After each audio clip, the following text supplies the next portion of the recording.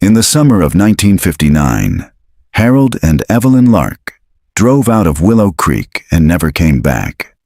For 64 years, the town told a dozen different stories: an affair, a murder, an escape. But when one photograph surfaced this spring, it didn't just reopen the case. It solved it. Just not the way anyone expected. If mysteries of the past and impossible coincidences keep you up at night, subscribe. Because tonight, we're going back to Willow Creek. And we're not coming back the same. It began with a photograph, discovered in the false bottom of a cedar chest during an estate sale on the outskirts of town. The photo was square, glossy, and impossibly well preserved. It showed a young couple standing beside a pale green Chevrolet, sunlight bleeding through the trees behind them. A handwritten date on the border read August 9th, 1959. The buyer, a retired schoolteacher named Alma Hart, hadn't known the house's history when she picked up the box for $5. She only realized the photograph's significance later that night, when she saw the initials scratched faintly in the corner of the print. HL+E. M. Everyone in Willow Creek knew those initials. Harold Lark and Evelyn Moore, the couple who'd vanished that summer. Their disappearance had split the town like a lightning strike. No bodies, no wreck, no trace. Rumor aged into folklore, and folklore into silence. Alma took the photo to the sheriff's office the next morning. The young detective on duty, Claire Danner, studied it for a long time before noticing something strange.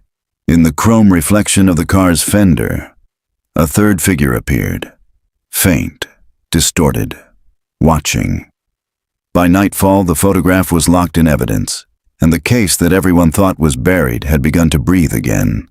The storm had been building since noon, pressing gray clouds low over the valley. Detective Claire Danner sat in her cruiser on Main Street, rain threading down the windshield, the photograph on the seat beside her. It seemed to hum under the dim light, as if holding its own small weather system. She'd stared at it for hours, the couple smiling beside their car, the forest behind them bright and endless. At first glance, nothing about it felt sinister, but the reflection in the car's fender refused to leave her mind. The shape was wrong. Too tall, too close. By the time she drove out toward the old Lark property, the rain had turned to a steady downpour. The road was a thin ribbon of gravel and memory, lined with barbed wire fences and empty fields. The Lark farmhouse still stood at the end of the lane, half collapsed under decades of neglect. She parked, killed the engine, and listened. Only the ticking of cooling metal. When she stepped out, the air smelled of wet hay and rust. Inside, the house was a mausoleum of small, forgotten things. A calendar frozen on August 1959, a china cup rimmed with dust, a dress folded neatly across a chair as if waiting for a suitcase that never closed. Claire laid the photograph on the table and shone her flashlight across it. In the moving light, the couple's faces seemed to shift, smiles faltering in the shimmer of moisture. She brushed a fingertip along the glossy surface and felt the faintest ridge, a crease that hadn't been visible before. She angled the beam. Under the gloss, 3 penciled words surfaced. He was there. A gust slammed a shutter upstairs. She froze, listening. The sound came again. Wood against wood, slow and rhythmic, not quite wind. She climbed the staircase, each step groaning. At the top landing, she found a door half open. Beyond it, an attic filled with dust and the smell of mildew. Under the eaves sat a trunk identical to the one where the photo had been found. Inside were stacks of newspapers, yellowed letters, and a small Kodak box labeled Developed, August 1959. Her pulse quickened. The negatives inside were intact, curled with age but preserved. She held one strip to the flashlight beam. The same scene, the car, the couple. But in one frame, the third figure was closer, almost beside them. She exhaled shakily. Outside, Thunder rolled across the valley like something turning in its sleep. When she returned to the cruiser, she dialed the number for the county lab. "I need a rush scan," she told the technician. "Priority evidence, cold case reopen." The tech's voice crackled back. "You finally found something on the Lark job?" Claire watched lightning flicker through the rain. "Not something," she said quietly. "Someone." As she hung up, her headlights caught movement in the field. A pale figure slipping between rows of wheat. Impossible in the storm's fury. She stepped out, rain slashing her face, but the field was empty. Only the whisper of the wind and the sense that she was no longer the first to return. Back inside the car, the photo lay where she'd left it, but the reflection in the fender had changed. The third figure was closer now. Rain hadn't stopped by morning. It hung in a steady curtain over Willow Creek, turning the streets to mirrors and the air to fog. In the police lab downtown, fluorescent lights hummed over stainless tables. Detective Claire Danner stood beside the technician, watching as the negatives from the attic unspooled across the scanner's glass. The machine flickered. One frame after another appeared on the monitor.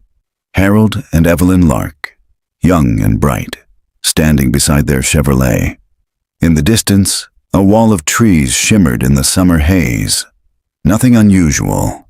Then the fourth frame loaded, and the room's temperature fell with the frame. The third figure stood at the edge of the frame, half hidden behind a sycamore. Male, broad-shouldered, wearing a brimmed hat. The face was obscured by motion blur, but something about the posture, the tilt of the head, the angle of one arm, made Claire's stomach tighten. He wasn't watching the camera. He was watching Evelyn. The technician, a young man named Walt, leaned closer. "You think this could be the photographer's shadow? Maybe an overexposure?" Claire shook her head. Different axis. The shooter stood 3 feet left of this lens. Walt zoomed in, enhancing contrast. The man's outline sharpened. On his right hand, a glint of metal, a watch or a ring. Beside him, something darker, lower to the ground, almost the shape of a dog crouched in the grass. "Do we know who owned the property back then?" Walt asked. "Larks lived there," Claire said. "No neighbors for half a mile. Closest farm was the Danners, my grandparents actually." Walt gave a small, nervous laugh. "Guess this case really came home for you?" She didn't answer. Her mind was already racing backward through old stories. Her grandmother's voice, quiet, careful, whenever the name Evelyn Lark came up. The way her father changed the subject, saying, "That was before our time, honey. Let it be, let it be." In Willow Creek, that phrase had buried more truth than dirt ever could.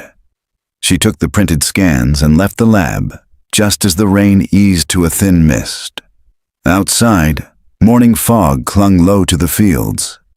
The Lark property lay 6 miles west, at the bend where County Road 8 met the river. She'd been there last night, but something tugged her back, the need to see the place in daylight. The farmhouse sat like a relic, its roof sagging under moss, its windows dull as cataracts. Claire stepped inside, camera ready. The air smelled of dust and old paper. She moved slowly, her boots creaking across warped floorboards. In the living room, she found the remnants of a photo album scattered across the floor. Most of the pages were blank, but a few prints clung stubbornly to the corners. Family gatherings, picnics, Christmas in black and white. In one photo, Evelyn stood beside a man Claire didn't recognize. Not Harold. Taller, older, his hand resting lightly at her shoulder. The back of the photo was marked in fading ink. Town Picnic, June 1959. Claire slipped it into her folder. Her breath fogged in the chill. Then she heard it, a faint tapping, rhythmic, coming from upstairs. She followed the sound to the master bedroom. The window was open, curtain breathing in and out. On the floor beneath it lay an old Polaroid camera. The film door hung open, empty. Dust surrounded it, except for a single set of footprints leading to the window and stopping there. Claire stepped closer. The footprints were too sharp, too recent. She looked outside. Muddy ground below. No sign of anyone. Then she saw it.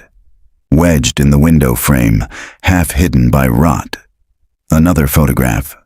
She pulled it free carefully. The same car. The same couple. But this time, the woman wasn't smiling. Evelyn's face was turned slightly away, eyes fixed on something beyond the frame. In the glossy reflection of the car's hood, the third figure was no longer distant. He stood between them now. Claire's pulse hammered. She tucked the photo into an evidence bag, sealed it. When she turned back toward the door, she froze. On the dust-coated mirror above the dresser, someone had traced 3 letters with a fingertip. Run. She backed away, heart racing. Downstairs, the wind slammed the front door open, and for an instant she thought she saw a shadow move past the threshold. Tall, still, watching her leave. By the time she reached the car, the mist had thickened into fog so dense the world disappeared beyond the headlights. On the seat beside her, the new photo lay inside its plastic sleeve. The surface had begun to fog, moisture trapped beneath the seal, blurring the edges of the image. But one thing was clear now. In the reflection, the figure's face had started to form. Not blurred, not distant. Smiling and looking directly at her. The fog held until mid-afternoon, smothering the valley like a blanket pulled too tight. By the time Detective Claire Danner reached the Willow Creek retirement home, the air had cleared just enough for the hills to show through. Colorless silhouettes under a silver sky. She parked beside the cracked walkway and sat for a moment, gathering herself. The photo from the Lark farmhouse lay face down on the passenger seat, its edges damp from humidity. She'd stopped trying to make sense of the reflection. Logic bent too easily around fear. Inside, the halls smelled faintly of antiseptic and overcooked vegetables. She signed in at the desk, then followed the nurse down a quiet corridor to room 104. Mrs. Lark doesn't get many visitors, the nurse said softly. Not since her brother passed. But she's sharp, even if she drifts sometimes. Claire nodded. The name alone carried a weight. Not Evelyn, who'd vanished, but her younger sister, Ruth Lark. The last person to see Harold and Evelyn alive. Ruth sat by the window, wrapped in a wool blanket, staring at the rain beating the glass. Her hair was white as frost, her hands small and veined like river maps. When she turned, her eyes sparked with something old and fierce. "You're one of them," she said. "Cops." "Detective Claire Danner," Claire said gently. "I wanted to ask about your sister." Ruth smiled faintly, almost sadly. Everyone does. They think if they ask different, they'll get different answers. "I'm not after rumors," Claire said. "Just truth." Ruth nodded slowly. "Truth's heavier than lies, Detective. People drop it when they get tired." Claire took the photo from her folder and laid it on the table. "Do you recognize this?" Ruth's gaze fixed on the picture. Her breath caught. That was the day they left. Evelyn packed a picnic, said they were driving up toward Miller's Bluff to watch the meteor shower. She said they might stop by the river on the way back. Claire leaned closer. "Did she say why they were going alone?" Ruth hesitated. "Because Harold didn't like the man who kept coming around." She said he made her nervous. "What man?" Ruth's hands trembled. "Name was Pierce. Russell Pierce. Worked the gas station out on County Road. But he wasn't just filling tanks, if you know what I mean. Sheriff warned him off more than once." Claire's pen paused mid-note. "You think Pierce followed them?" Ruth's gaze drifted to the window. "I think he never left this town. And I think whatever's in that picture isn't finished." They sat in silence for a moment, the rain ticking on the glass like a clock with no patience. Then Ruth spoke again, voice thinner, distant. "You found their car yet?" Claire frowned. No, not yet. Ruth nodded, as if that confirmed something. Then it's still down there. Where? She looked back, eyes bright with a kind of fever. The river doesn't forget, Detective. It just hides what it keeps. Claire left with the photo pressed under her arm, and Ruth's words circling in her head.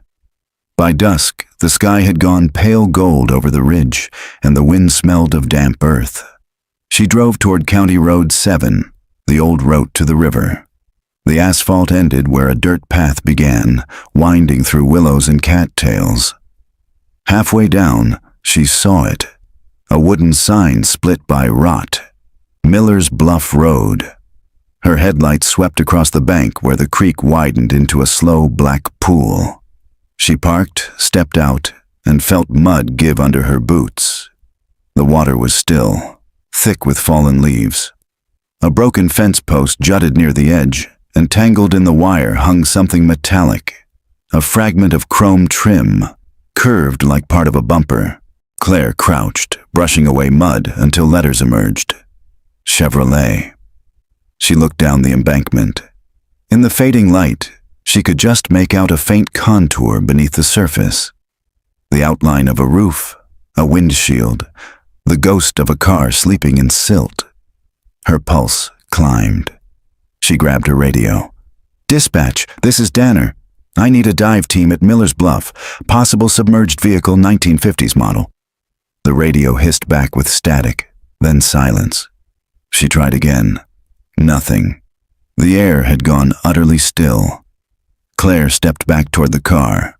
The surface of the river shifted once, a ripple spreading outward from the center, as if something beneath had exhaled.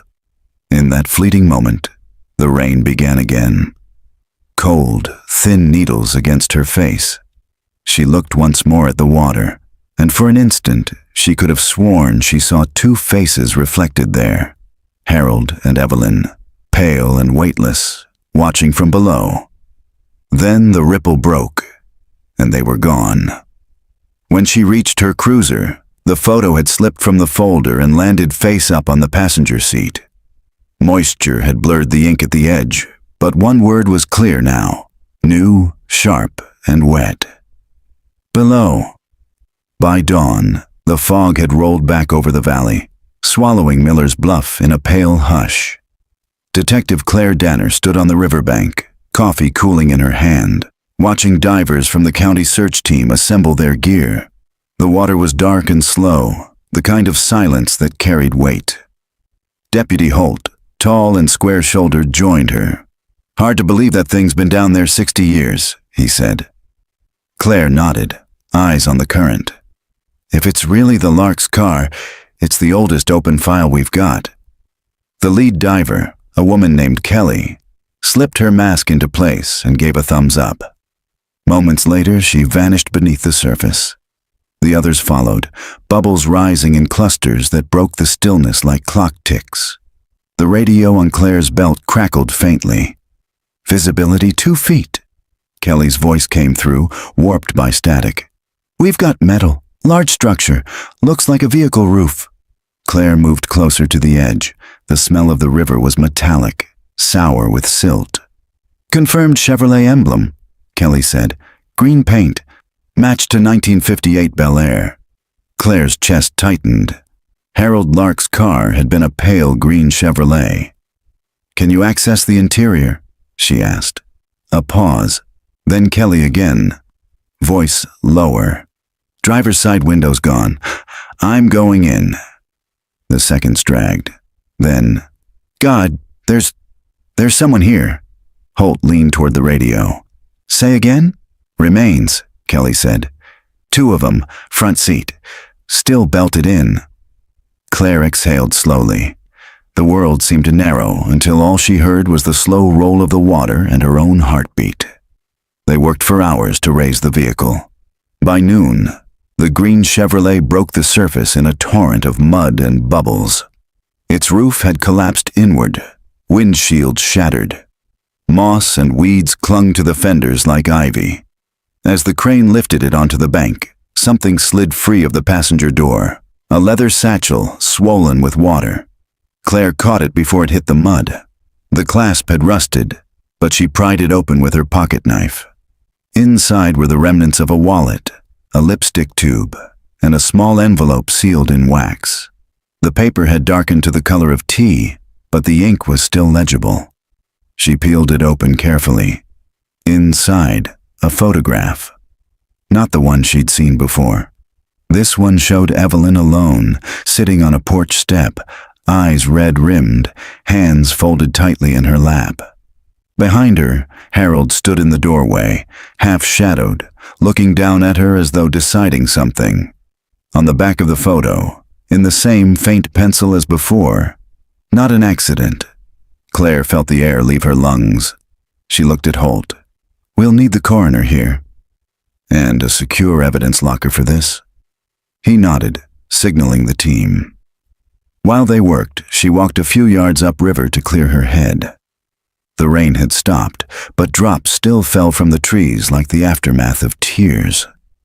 She crouched at the water's edge, touching the surface. It was colder than she expected. Beneath, she could just make out a shimmer, something caught in the sediment, reflecting light. She reached in, fingers brushing metal. When she pulled it free, it was a wristwatch, corroded but intact, the hands frozen at 9:14. She slipped it into a bag, labeling it carefully. When she stood again, Ruth Lark's words echoed back to her. "The river doesn't forget. It just hides what it keeps."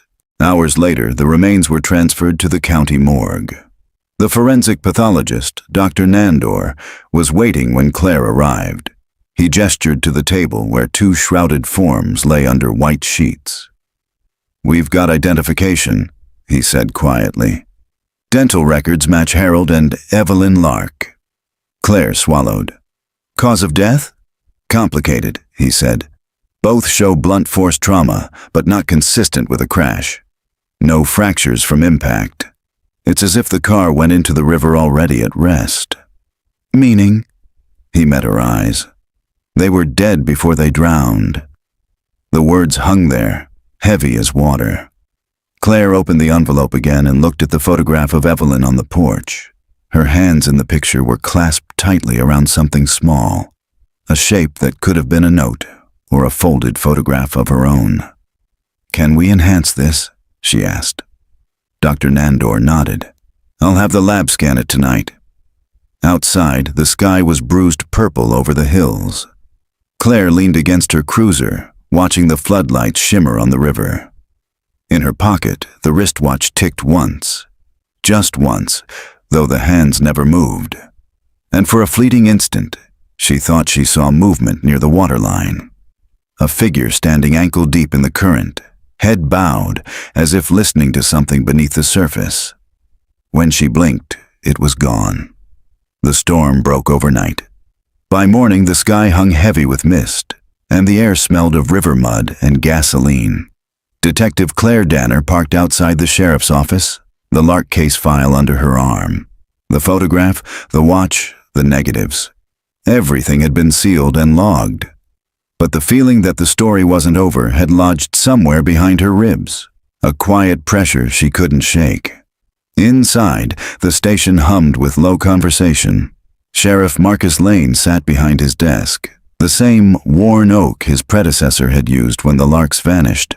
He was a broad man, silver hair trimmed neat, eyes unreadable behind his glasses. "You look like you haven't slept," he said. "Would you?" she asked, dropping the folder onto his desk. "The car's real. The remains match, but the trauma doesn't fit a crash. Somebody staged that scene." He flipped open the folder, eyes scanning the photos.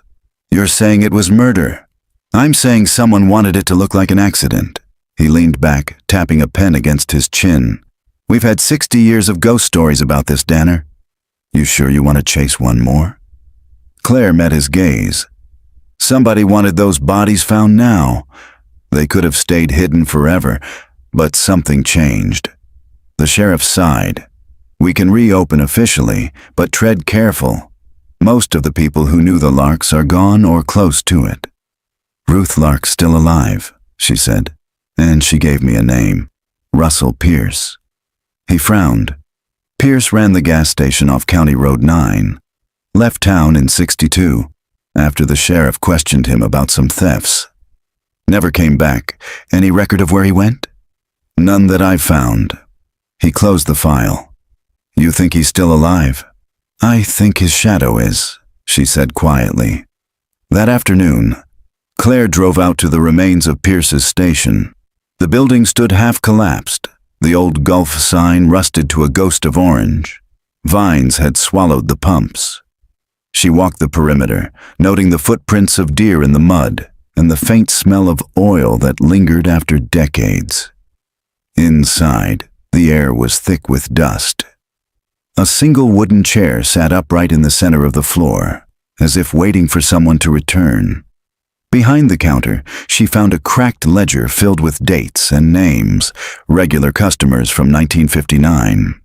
At the bottom of the last page, one entry stood out, written in darker ink. H. Lark, 8/9, fill plus spare can, no charge. Her breath caught. The day they vanished. She flipped the page, but the rest were blank. When she turned back, she noticed something pressed flat between the pages.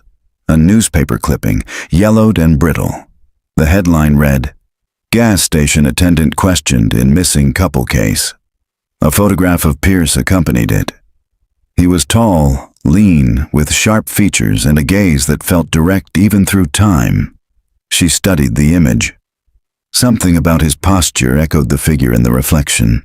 The angle of the shoulders, the tilt of the head. From outside came a creak. Claire froze.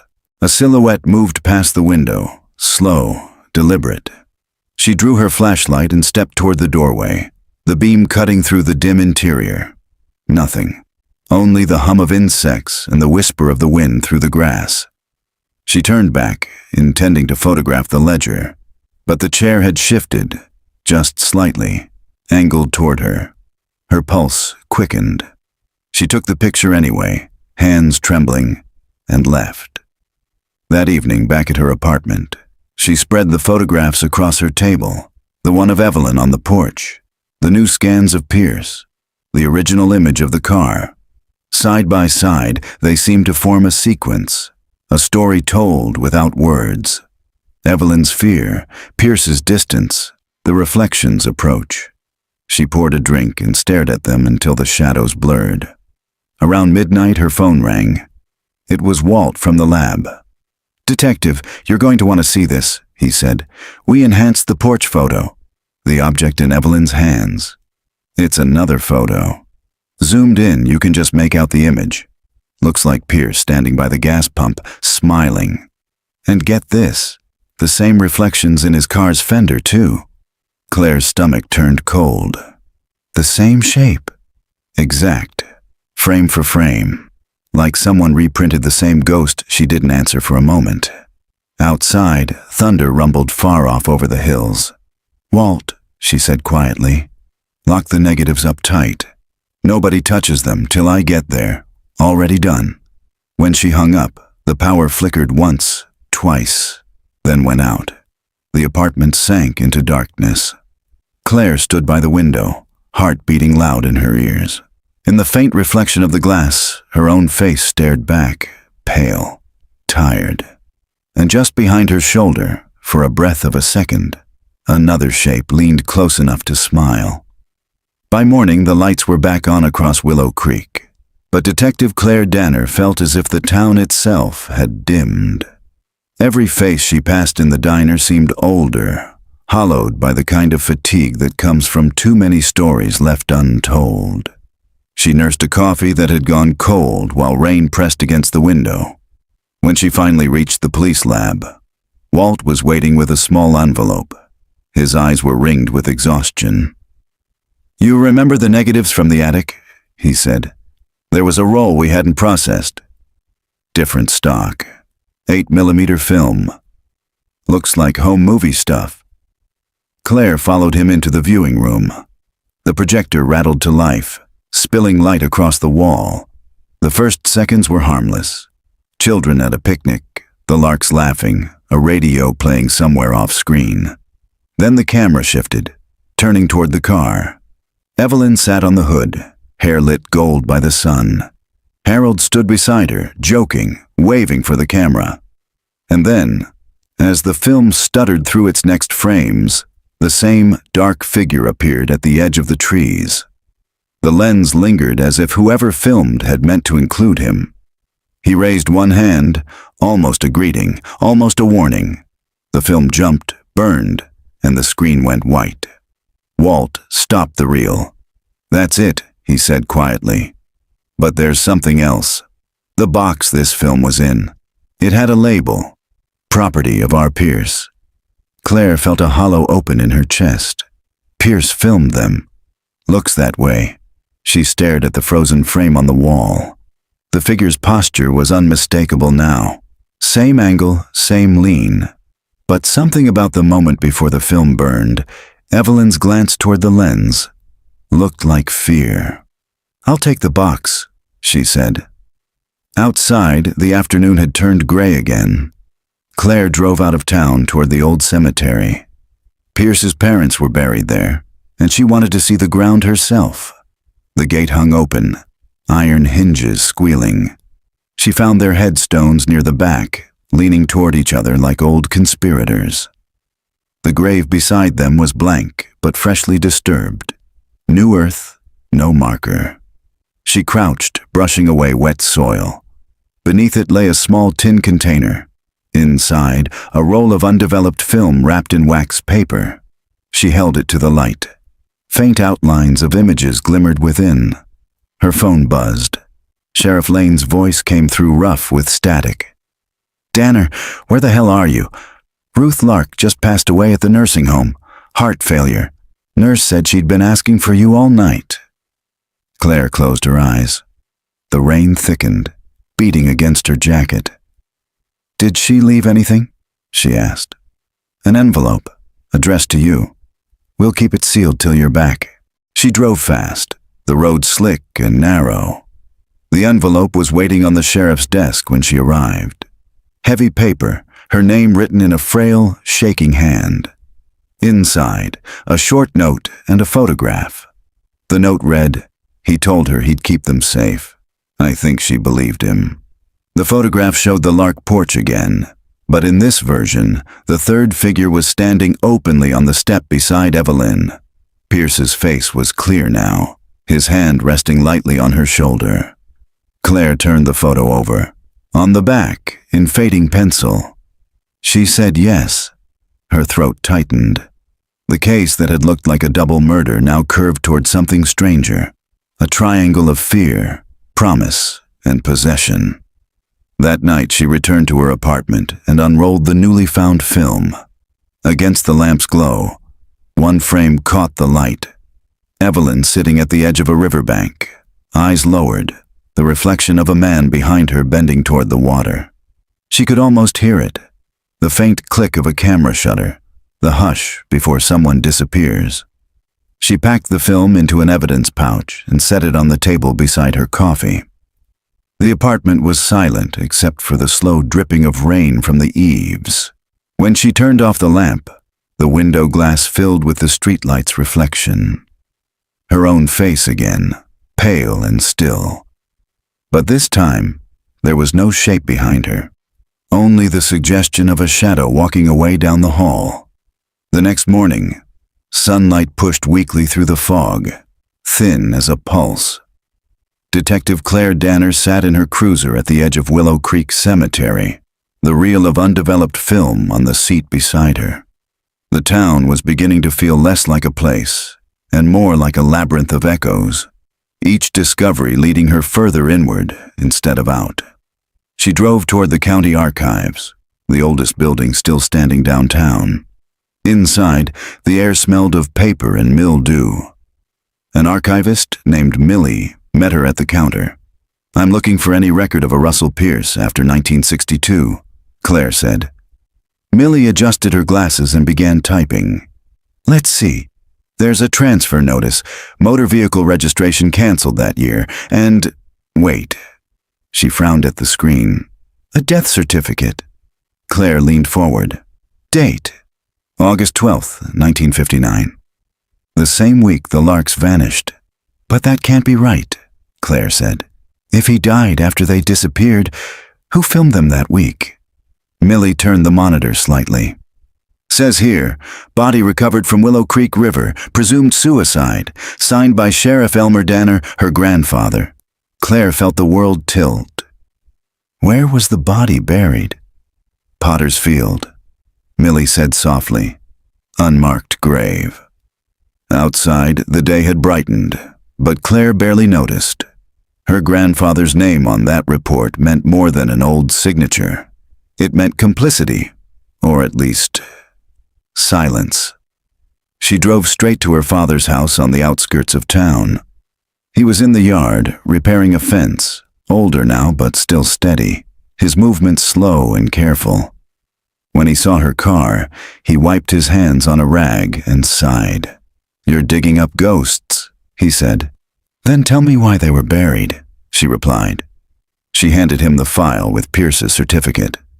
Grandpa signed off on this.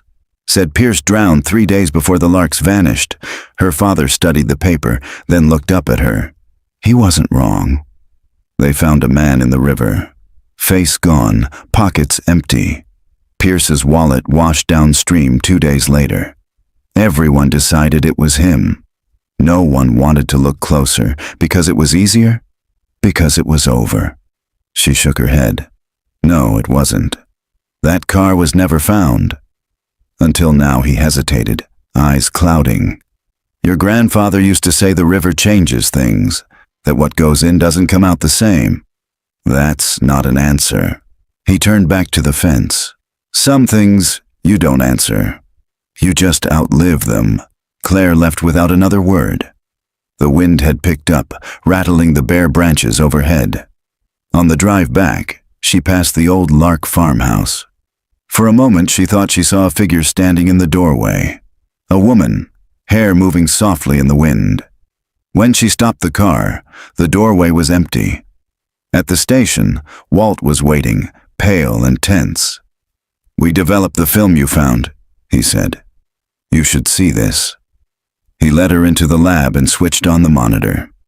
The footage was clearer than the first reel, as if preserved intentionally.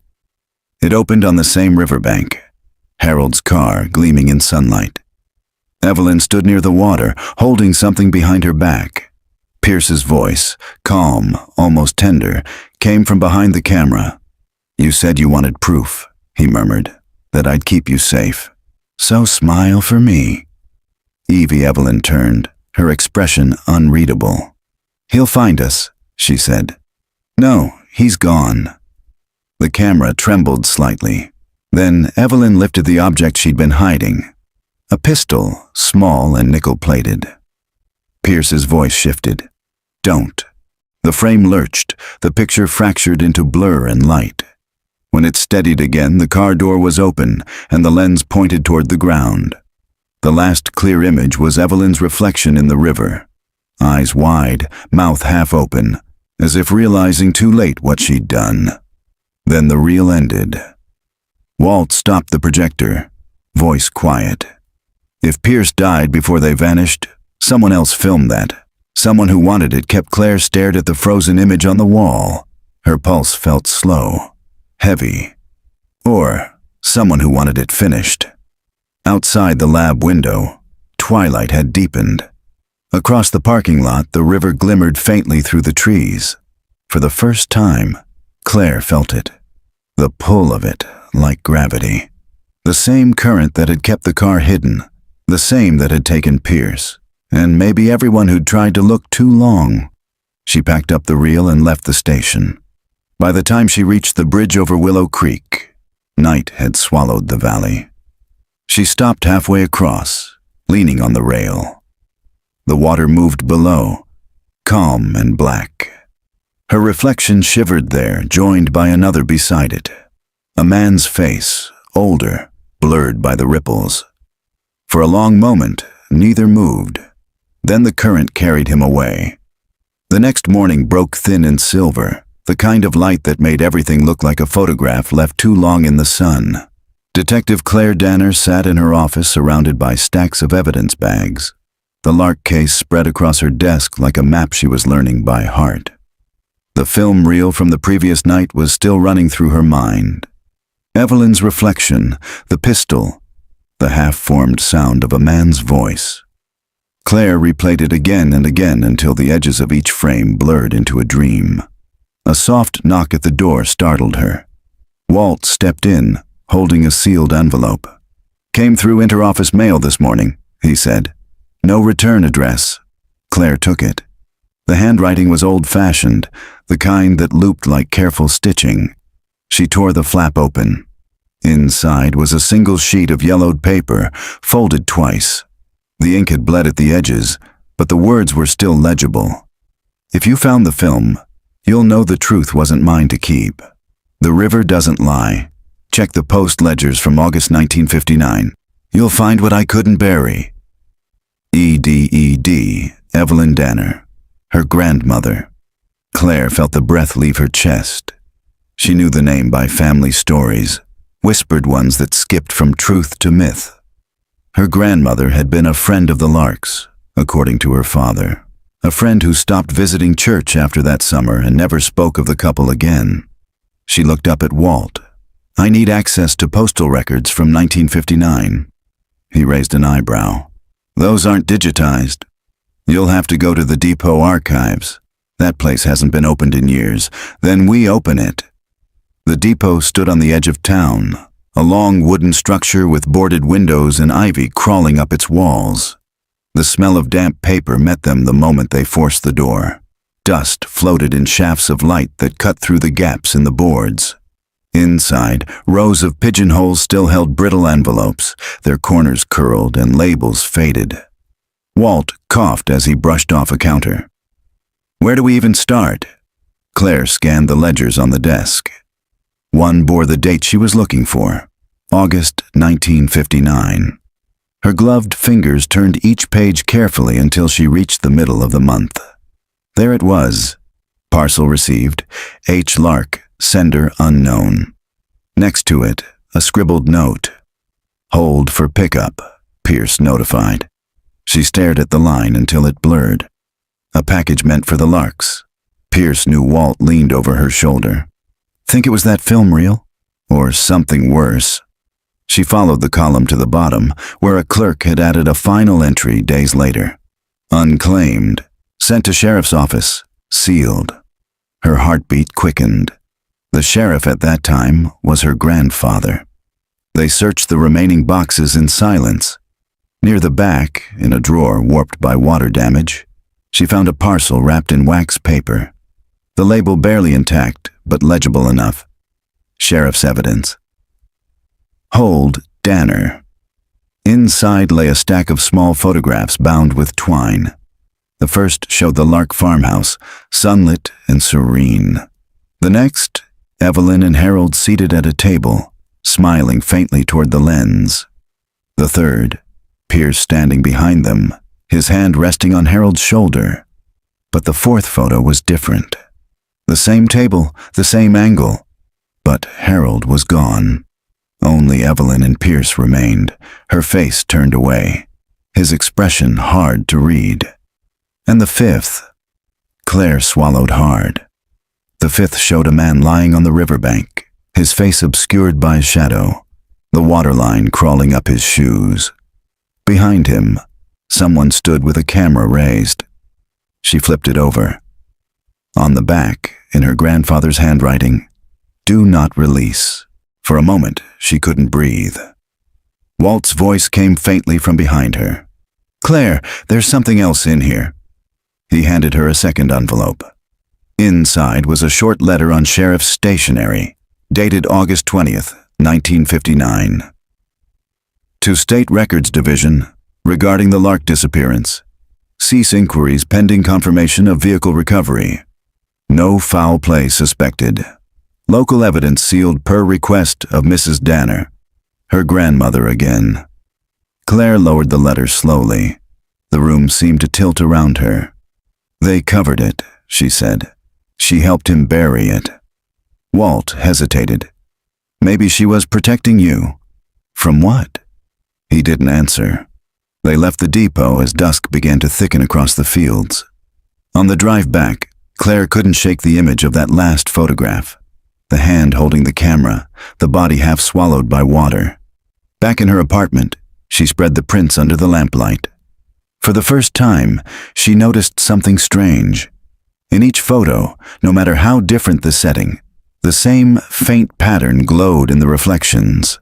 A spiral, almost like the trace of a thumbprint caught in light. She lifted one print closer, tracing the mark with her own thumb. The moment her skin brushed the surface, a static crackle jumped across her fingertip. The photograph shuddered, just a flicker, like something alive under glass, and the spiral darkened. Claire drew her hand back. The air smelled faintly of ozone, the way it had before storms.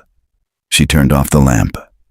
From somewhere in the apartment, the faint click of a camera shutter broke the silence. By dawn, the rain had passed, leaving Willow Creek washed clean and strangely quiet. Detective Claire Danner hadn't slept. The photographs still lay spread across her table, their glossy surfaces dulled by condensation from her coffee mug. Every image seemed to watch her. When she showered that morning, she caught herself glancing at the bathroom mirror too often. Her own reflection looked slightly delayed, as though the glass were remembering her instead of showing her. At the station, Sheriff Lane was already waiting. He looked tired, his uniform shirt rumpled. "Walt told me about the depot," he said, "and about your grandmother's note." Claire nodded, sliding one of the photographs toward him. "You recognize that?" He studied it. "That's the riverbank behind the old steel bridge. The same spot where they found Pierce's supposed body," she said. "Except this photo was taken before that, which means the body wasn't his." He rubbed his temple. "You're suggesting your grandfather signed a certainty he didn't have. I'm suggesting he might have been told to." Lane leaned back, his chair creaking. "This is getting personal, Claire." It already was. He exhaled. "All right. What's next?" "I want to exhume the grave listed under Pierce's name." He frowned but didn't argue. "Paperwork will take a day or two." "Make it one," she said, and left. The rest of the day unfolded like a series of half-formed memories. The morgue, the courthouse, the damp corridors of county records, all places that had outlived their own usefulness. People she questioned spoke softly, as if afraid of waking something. By nightfall, Claire drove to her father's house again. The porch light burned weak and yellow. He was sitting at the kitchen table, a glass of whiskey untouched in front of him. "You were right," she said. "Grandpa buried more than one secret." He didn't look up. "I told you some things don't like being dug up." She set the photograph on the table. "Do you remember this?" His hand trembled slightly as he picked it up. "He took that himself." "Your grandfather said it was the last time he'd ever go near that river." "Then who's holding the camera?" Silence. "Dad." Finally he met her eyes. "Your grandmother." She followed him that day. Said she saw something come out of the water that looked like a man but wasn't. After that she stopped sleeping. She'd wake up saying she could hear a shutter clicking in the dark.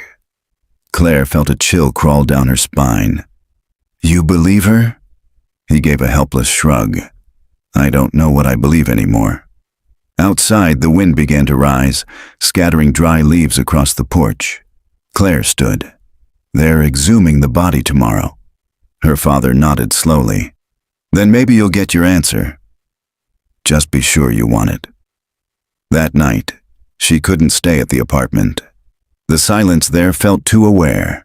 She checked into the motel near the edge of town instead, the kind used by highway travelers and truckers. The clerk barely looked up as she signed in. In her room, she laid the photos on the bedspread, studying them one by one. Each seemed sharper now, as if the longer she stared, the clearer they became. The spiral mark glimmered faintly under the lamplight. Her phone buzzed. A message from Walt. "Lab ran spectroanalysis on the prints.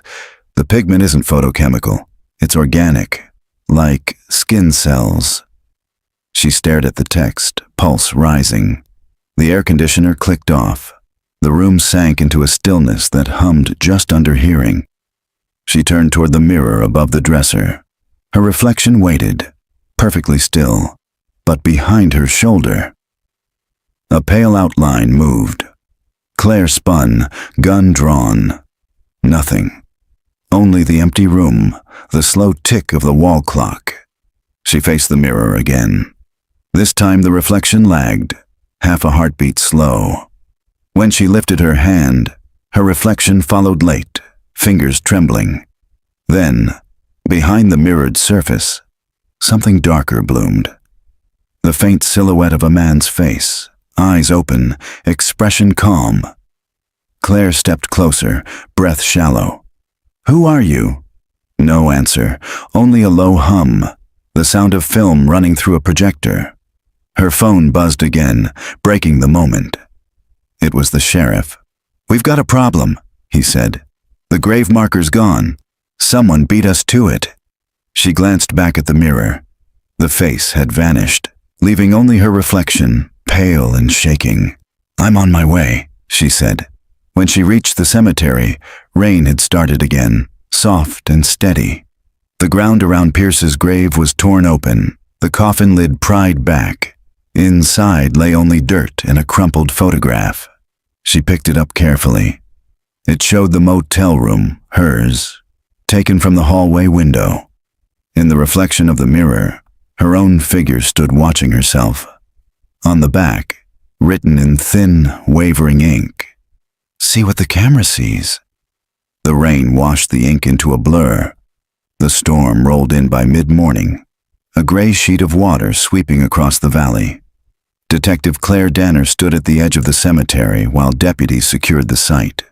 The grave that should have held Russell Pierce was little more than a gouge of wet earth now, coffin lids split like ribs. Sheriff Lane approached, rain dripping from the brim of his hat. "No remains. Whoever did this knew exactly what they were after." Claire nodded, crouching beside the hole. The mud was churned by more than shovels. Long, parallel grooves scored the sides as if something had been dragged out rather than dug up. She took a slow breath.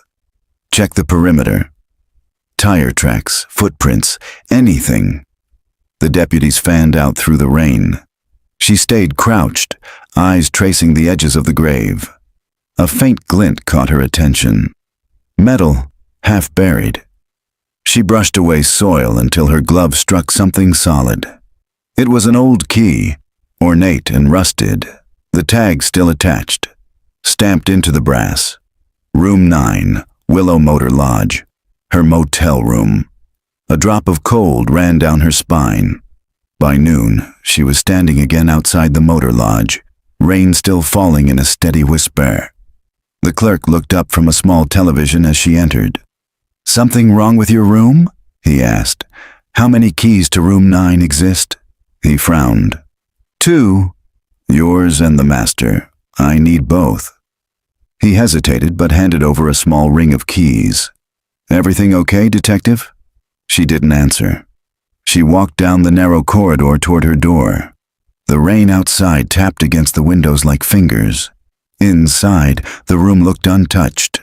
But as she set her bag down, the faint smell of soil reached her, wet, mineral, unmistakable. She knelt by the bed. Beneath the frame, something metallic glinted in the shadows. A camera, old, heavy, and still warm to the touch. She lifted it carefully.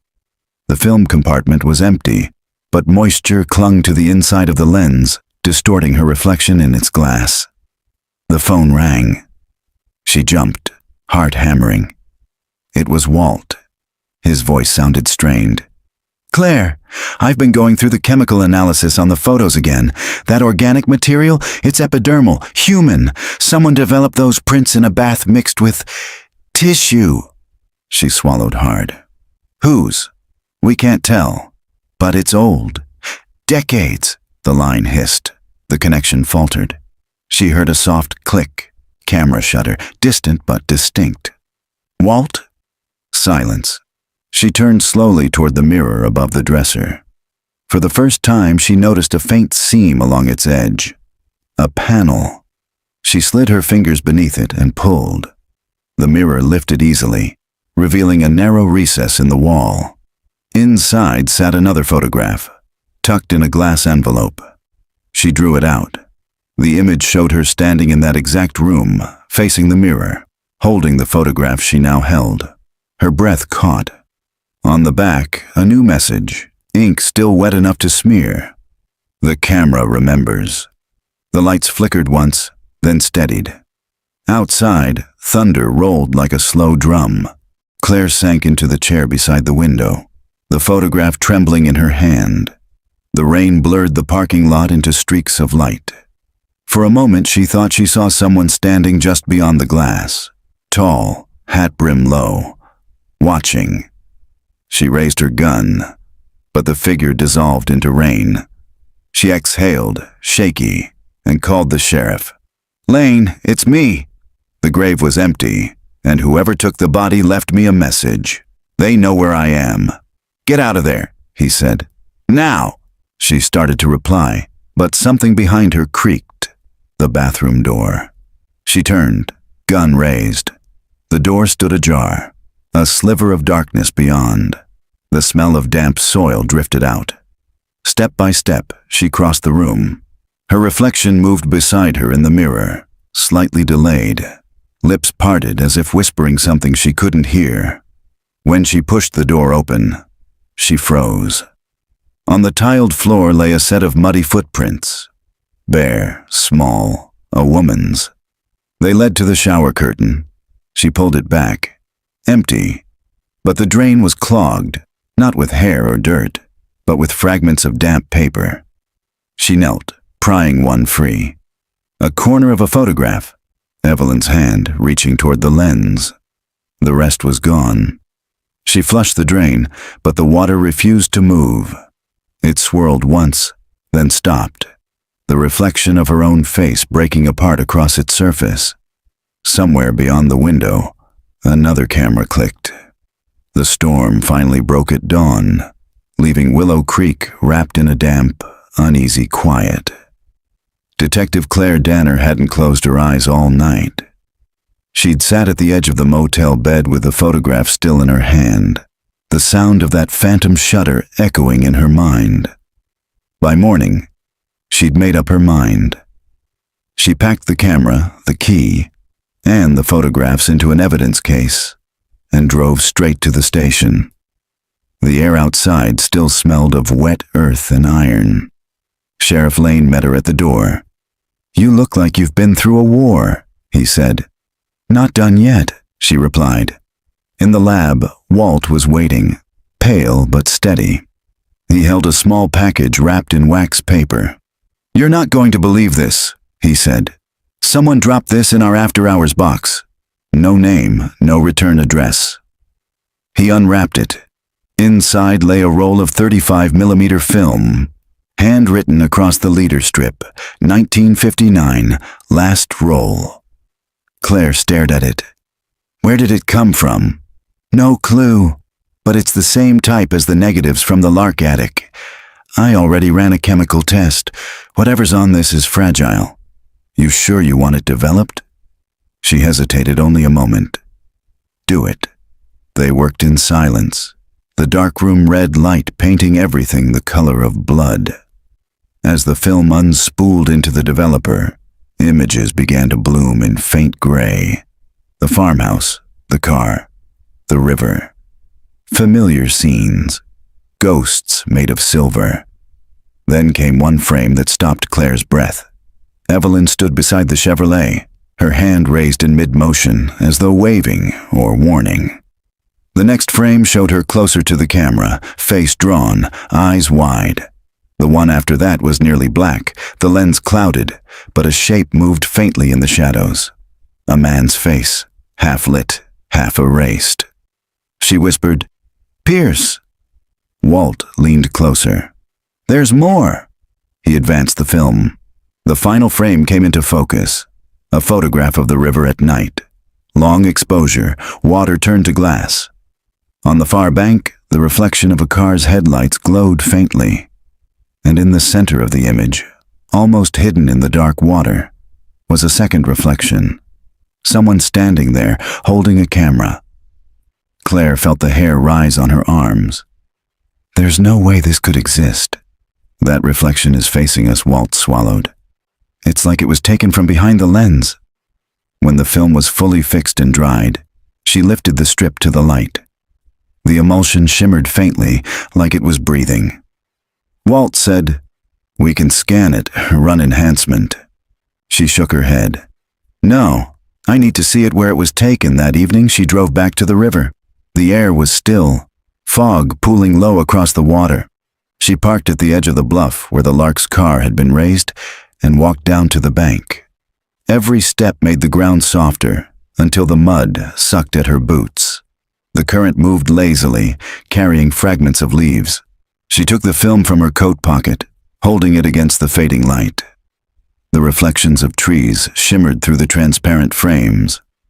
For a long moment, she stood there, the silence so complete, it felt like pressure on her ears. Then she heard it again, the faint, mechanical sound she'd been hearing for days. Click. She turned, nothing but fog. Another click, closer. She raised her flashlight. The beam caught movement at the water's edge, something glinting wetly. She stepped closer and saw the outline of a second camera, half submerged in mud, identical to the one from her motel room. She crouched, reaching for it. The metal was cold as ice. As she lifted it, the lens turned toward her, and for a moment she saw her own reflection inside it, distorted, wide-eyed, lit by her own flashlight. The shutter clicked, and she realized the camera wasn't broken. It had just taken her picture. The beam of light trembled in her hand. She backed away, heart pounding. The camera whirred, ejecting a single damp photograph. It slid into the mud face down. She picked it up. The image was already developing. First gray shapes, then darker tones, until it resolved into something unmistakable. Her, standing in that very spot, holding the photograph. Her voice came out as a whisper. "It's watching." The air shifted, heavy with the scent of rain and rust. Then, from somewhere beyond the fog, a man's voice. Calm, almost gentle. "Smile for me, Evie." The flashlight flickered out. Rain came again before dawn, softer this time, a steady whisper instead of a storm. Detective Claire Danner woke where she'd fallen asleep against the steering wheel, headlights dimming into mist. The camera lay on the seat beside her, silent. Its single-developed photo turned face down beneath a film strip that glowed faintly in the dashboard light. She could have driven away. Instead, she stepped out into the damp chill and walked back down the slope toward the water. The river was still rising from the night's rain, swollen and slow. She stood at the edge where mud met the current, the film strip in her hand trembling slightly in the wind. When she held it to the light, the transparent frames shimmered like windows, and for an instant, she thought she saw movement inside them, faces shifting in silver, the faint outlines of two people walking together through trees, Evelyn and Harold. She spoke softly, almost to herself. "I found you." The film stirred in her palm, a faint heat blooming through it. Then, as the wind changed, one final image emerged. The car, the river, and the reflection of a camera pointed not outward, but up, toward the sky. Claire understood then what the photographs had been trying to show all along. Pierce hadn't been the monster they'd made him. He had filmed everything because he'd promised to keep them safe. From Harold's temper, from a town that wouldn't forgive Evelyn for wanting more. The river hadn't claimed them. They had chosen it, together. She dropped the camera into the water. The current took it gently, spinning once before sinking. The surface closed over it without a ripple. When she turned back toward the road, she saw someone waiting at the top of the hill. Sheriff Lane, his coat dark with rain, holding a folder under his arm. "You all right?" he called. She nodded. It's done. He looked past her toward the river. What did you find? The truth, she said quietly. And what it cost them to hide it. They stood for a moment watching the light break through the clouds. When the sun finally touched the surface of the river, the water turned to glass, and for just a heartbeat, Claire thought she saw them there. Evelyn and Harold, hand in hand, walking away from the camera's gaze. Then the reflection dissolved into light. That afternoon, she filed her report. Case 59-147, closed. Cause of death, undetermined. Verdict, peace. She placed the final photograph in the evidence envelope and sealed it. On its back, she wrote 3 words that felt like both ending and forgiveness. Let them rest. When she left the station, the sky was clear for the first time in weeks. Willow Creek glowed gold along the riverbanks. Children rode bikes down Main Street where the fog used to hang. For the first time, the air smelled not of rust or rain, but of something new, like the world exhaling. The photograph never made it to the archives. Months later, when the evidence room was inventoried for transfer, the envelope marked Lark Case was missing.